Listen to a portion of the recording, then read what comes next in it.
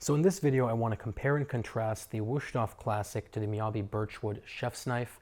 These are both handmade and they are both forged, but the quality of the Miyabi is leagues ahead. They've taken every single corner and rounded it out so there are no sharp edges. The handle is completely flush on both sides. They've carved a crisp logo into the back, and they even have this beautiful mosaic pin. It's made up of about 15 to 20 little tiny pieces of brass, copper, and stainless steel, and then pressed into the handle. So it really shows you how much heart and soul goes into making these knives. The cutting angles are very different. The Wusthof is a very, very sharp 14 degrees, while the Miyabi is an insanely sharp 9 degrees. And to put that in perspective, it is technically the Miyabi's blade is exponentially sharper than the Wusthof.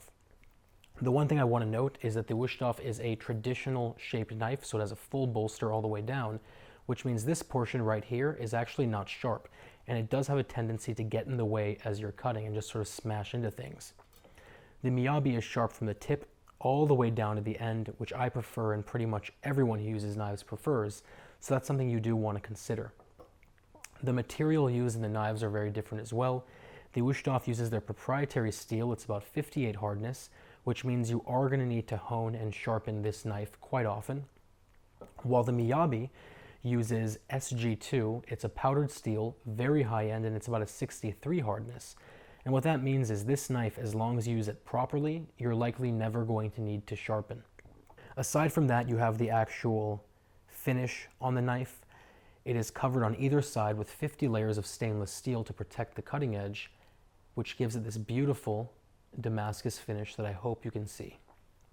Both knives do have full tangs. The handle of the Wusthof is a very traditional German style handle. It's ergonomic, but not the most ergonomic.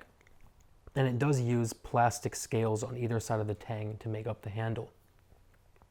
The handle of the Birchwood is, of course, made of birchwood.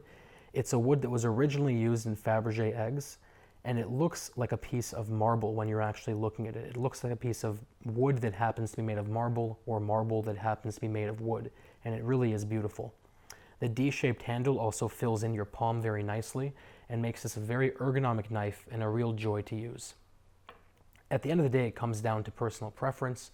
I'll put a link to both below. If you have any questions, any comments, or any concerns, as always, let me know. Otherwise, I'm going to talk to you very, very soon.